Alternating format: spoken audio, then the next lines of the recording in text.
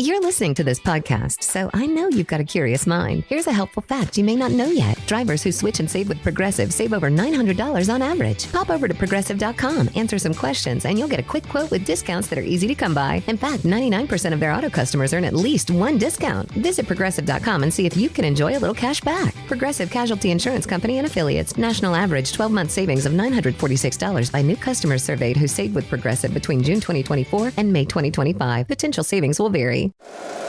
Every team, every topic, everywhere. This is Believe. What's up, family? Gerald the Bossman here. You're tuned into the Bossman Show on AM 1010, AM 1430, 1055 The King. Let the King out at 105theking.com and the Bossman Show at bossmanshow.com. Hit me up on Instagram, The Bossman Show, Twitter at Bossman Show, and Facebook, Bossman Show. It's the Bossman on your radio. Listen to the Bossman Show with your host, JR, Saturdays at 9 a.m. right here on AM 1010, The King. BS3 Network, changing the way you watch TV. Yes, BS3 Network, changing the way you watch TV, covering content and hot topics from A to Z, sports, music, society and culture, movie reviews, you name it, we have it. Check it out on bs3network.com or check us out on Roku, BS3 TV on Roku, as well as check out your favorite podcast on all podcast platforms or Spreaker.com/BS3 Network. You are now tuned to BS3 Network.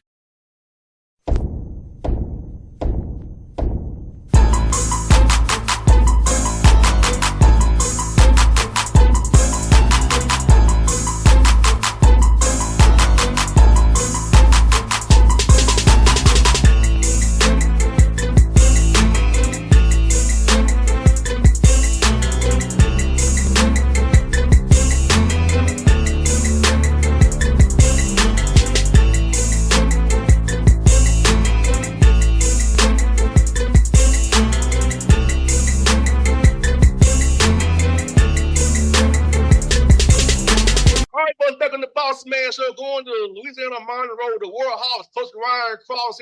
He's back home now in Monroe. Coach, good to talk to you, brother. How you doing, man? Going good.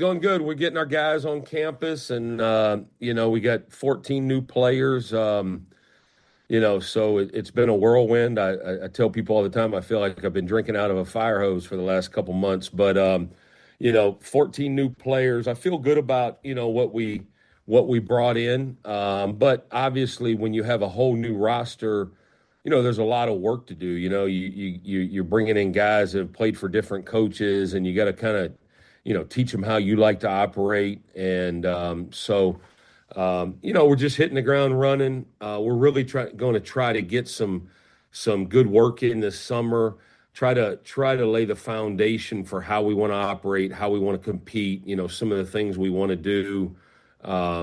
Just to get these guys up to speed so that, when we hit November, we're a functional team. Hey, Coach, how much do you decide to put in install offensive, defensive wise, and also getting guys better? So kind of letting guys play, see what you have. So how you balance trying to figure out not overload them too much right now in the summertime and try to get a feel for what you have and get these guys kind of know the Monroe way going forward? Well, that's a great question, and that's something we've talked about. And I spent the last 6 years with Andy Kennedy, and I think I tell people all the time I think he's one of the best coaches in the country. I think he's the job he's done at UAB is really he doesn't get the credit he probably deserves for what he's done there. But what we always did at UAB, and it's what I want to kind of try to implement here is. We tried to teach them how we like to operate, establish kind of a culture, a program of work, and, show them how we want to work, how we want to operate, how we want to conduct our business in the summer, lay the groundwork for how we like to compete.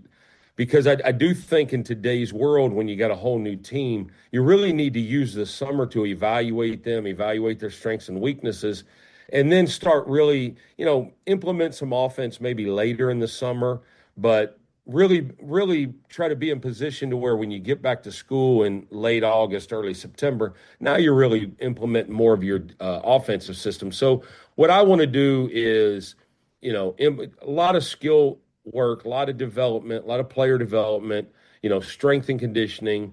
But I want to teach these guys how to compete. I want to teach them how we like to operate. I want to implement some of the things we're going to do defensively, because we're going to do that no matter who the players are. And then, really use this summer to evaluate them, see who can do what, who plays well together, who competes the way we need them to compete. And then when we get back to school, early fall, then we'll start, having a better idea of what we want to implement offensively. And coach, also in big piece in this new world of 14 new players, getting them to be on the same page. Talk about that team building piece of it. The summertime is time to go out and have fun as a team, go out and explore a walking trail or go play games somewhere. Talk about that piece of getting guys to be on one accord and not have that bad disease of me and be about the team. Absolutely. And we're trying to do some things. I mean, tomorrow night we're going to watch game 4 of the NBA Finals together. Our athletic director, SJ2, he's going to have the guys over to his house. We're going to watch the game together. We just got invited to a function on the 4th of July. I think it's important to try to do some things together. I told these guys yesterday, we had a brief meeting before weights, and I said, look, I get it. There's not a lot to do in Monroe in the summer. There's no students on campus. So, we need to just, we need to get in here and work and get to know each other and let's spend our time together so that in August, we're a functional unit. No doubt. And it's also about the strength coach. Talk about getting guys to learn how to rest, recover, rehab, and getting that sleep, because you play a long season and you want to be fresh when it counts. And then when you go down to Pensacola in March, when in that weird tournament you all have, you want to be fresh down there. So talk about that piece, getting that conditioning, burn those yards now. I think the that piece is huge in today's world of college basketball, because the other thing you're dealing with is rosters have gotten older and older. So these guys, you'll have some guys in your roster that have been in college for 4 or 5 years. They put some wear and tear on their bodies. So I think having a strength coach that is conscientious of that, stretching, rehab, your training staff, all that stuff's vitally important. And then the players having the discipline to, get the proper rest, to take care of their bodies, to eat right. All those things are really important. The supplements, all that stuff, because you're right. I mean, we're not dealing with 18-year-old kids anymore. We're dealing with guys. I've got a few guys that we signed that are coming off injuries. So injury prevention is huge. And I spoke earlier about UAB. I thought we did a great job in that area. And last year we had a guy on our team that was coming off an injury, and we had to be conscientious of that with how we practiced, because he had put a lot of wear and tear, put a lot of miles on those legs. So I do think you have to be smart.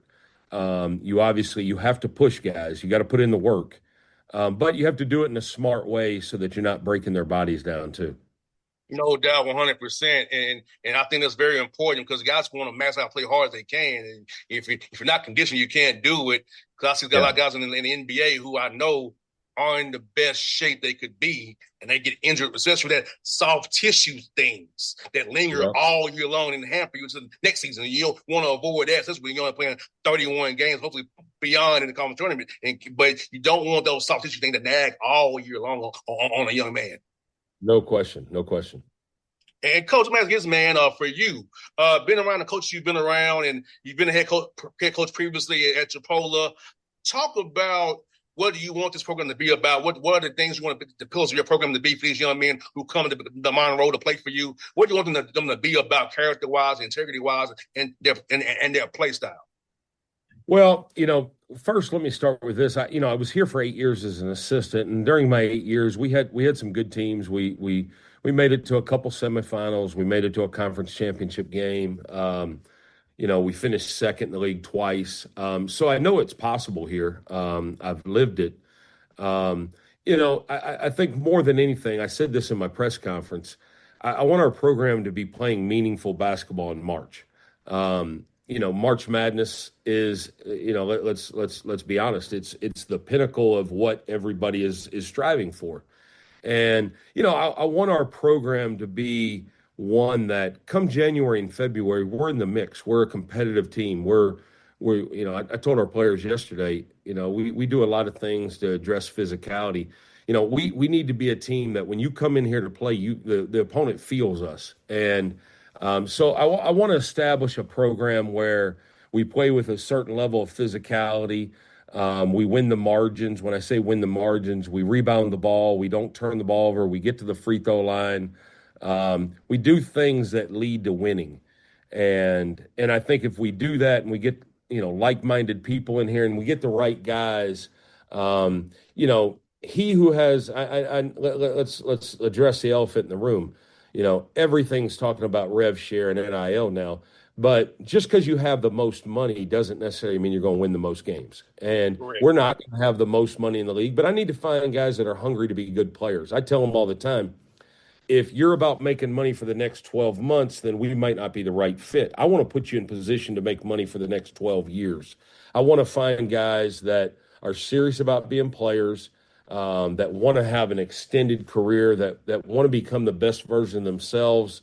And I want to put them in position where when they leave here, whether that's 1 year, 2 years, 3 years, 4 years, whatever, when they leave here, they're in a better position than they are when they get here. I want to help them get better. I want to help them, build a career that's sustainable. And I think that's important. It's one thing we really tried to do at UAB. I look at like a Yaxel Lindeborg. Yaxel could have left after 1 year. He stayed for a second year and really took his game to another level. And then now you see the proof in the concept is a guy that's going to be a lottery pick here in the NBA draft. So that's what I'm looking for. I'm looking for guys that are hungry, guys that are looking for an opportunity, guys that want to get better, guys that want to put the work in. And I think if we do that, collectively, we'll have a winning program, and then our guys ultimately will achieve some things beyond ULM. And what's beautiful about Monroe is there might be a small community, but it allows you to focus. Absolutely. It allows you to focus, because that's something that I talked about with my friend. I went to Tennessee State. I was in Nashville. He went to UT Martin.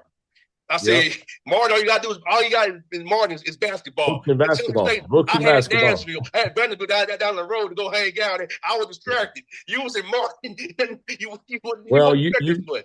You talked about John Cremens earlier. His guys are going to have plenty of distractions. So I hope they're distracted before we play them. But in Monroe, man, Coach, you can really focus on your game and really go about getting better, because not much to get you in trouble in Monroe. I don't believe that was kind of my message to the guys yesterday. Hey, there's not a lot going on in the summer, so let's put in the work. Let's get in this gym and let's make ourselves better and let's put in the work. No doubt. And the Sun Belt, man, is a tough league, man. A lot of quality teams from up and down. So let's talk about being a very competitive league with a lot of quality coaches. My guys coming into the league, I think in Louisiana Tech is coming to the league. My man Talvin Helston and those guys. So let's talk about this. That's definitely your league from top to bottom, man. That's one thing, having spent 8 years in this league. And I know the league's changed some there's new teams and, new coaches. But I think the Sun Belt historically has been a very balanced league. It's a very competitive league. Even in my time here, I've told people we had some years where we had good teams. We had a couple years where we were down a little bit, but even when we had a down team, we were still a hard team to beat. I think the Sun Belt's a very competitive league. In a lot of ways, it reminds me of a lower level SEC. Everybody's hard to beat. Everybody's got athleticism. Everybody's got talent. I know there's some very good coaches in the league. And then, last year Troy won the league, and then I think there was a 6-way tie for second place. So that just speaks to the balance. What we have to do is we got to make sure we get up there in that mix, and we're not the team at the bottom of the league. That's certainly the goal. That's unacceptable. So that's what we got to make sure is that we put ourselves in that mix. So people, when they talk about the balance in the league, they're talking about us as well. No doubt, 100%. And Coach, do you feel like with your league being such a good mid-major league, Group of Five league, that you can recruit nationally? Because I feel like the Sun Belt will get guys' attention and know that guys can go pro from Sun Belt, whether it be in the NBA or overseas, about just knowing the quality of basketball. If you put in the right work, as we talked about earlier, you can get you a 10-year career overseas somewhere. Absolutely. Just when in my time here as an assistant, I mean, we've got guys that are still playing and doing very well. Majuk Dang, who led the Sun Belt in scoring for us here when I was an assistant here, he played in the last Olympics for the South Sudanese team. We got multiple guys that are doing very well overseas. We've had guys in the G League. We've had guys get play in the NBA Summer League. So. Yeah, no question. I mean, I think the Sun Belt is a good enough league that if you do well, you can take your career somewhere else. And what does that mean? I even think I think we have to embrace the transfer portal. I tell junior college guys all the time. I'm a JUCO guy. I like junior college players. Hey, come here and play your way to a better situation. I'm all for it. I think that's just the bottom line. That's the age we're living in. And I think that guys want to put themselves in position to better themselves. And we got to embrace that. And if a guy comes here and he does well and he plays himself, I use Yaxel as an example. I mean, Yaxel had 1 year of eligibility left. He did great things for us at UAB. And he had an opportunity to go to Michigan, and that was great for him. He profited from it financially. He won a national championship. He put himself in position to be an NBA draft pick. So I'm all for just trying to help these guys become the best version of themselves and put themselves in position to be in a better place than they were when they got here. I got two more for you, Coach. I'm going to ask you this. I've asked this question of coaches, man. When did you decide you want to get into coaching? Like, kind of when did you get that bug to coach?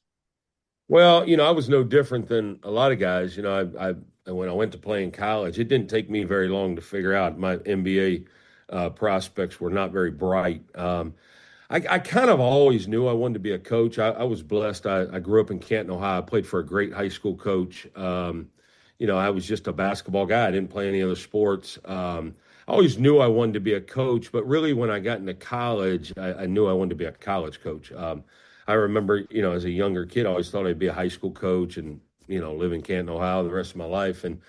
And once I got into college, I realized, my ultimate goal was to be a Division I head coach. And, it's been a long, hard road, 31 years in this profession to get to this spot, So, but I appreciate my grind. I've been a head coach at the junior college level. I spent 5 years as a high school coach, and then 18 years as a Division I assistant. So I've had to kind of grind my way through this profession.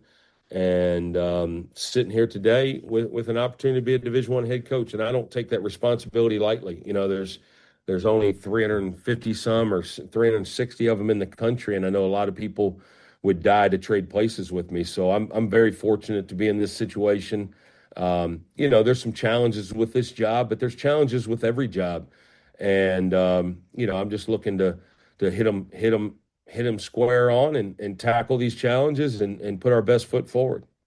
That's one for you, Coach. We also have a food show here in the Boss Man Show, a food podcast. I want to ask you, what are some cool food spots in Monroe, Louisiana that if we come down there that we can hit up and find out some good food? That's one thing, I remember when Trent Johnson got the LSU job back in the day.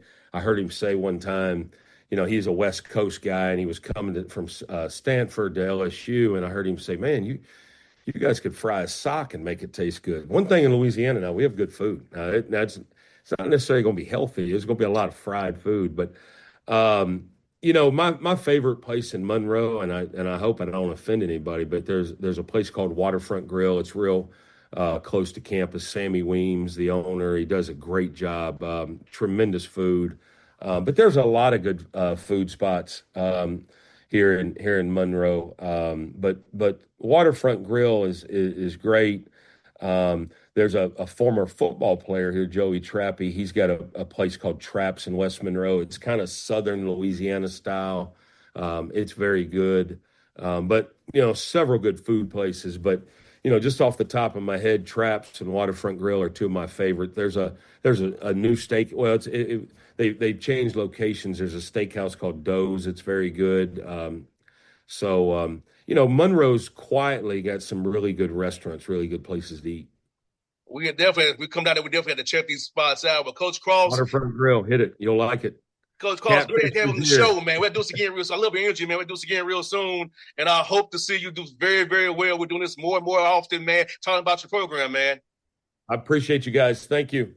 Anytime, brother. All right. BS3 Network. Changing the way you watch TV. Yes, BS3 Network, changing the way you watch TV, covering content and hot topics from A to Z, sports, music, society and culture, movie reviews, you name it, we have it. Check it out on bs3network.com or check us out on Roku, BS3 TV on Roku, as well as check out your favorite podcast on all podcast platforms or Spreaker.com/BS3 Network. You are now tuned to BS3 Network. What's up, family? Gerald the Bossman here. You're tuned into the Bossman Show on AM 1010, AM 1430, 1055 The King. Check The King out at 105theking.com and the Bossman Show at bossmanshow.com. Hit me up on Instagram, The Bossman Show, Twitter at Bossman Show, and Facebook, Bossman Show. It's the Bossman on your radio. Listen to The Bossman Show with your host, JR, Saturdays at 9 a.m. right here on AM 1010, The King.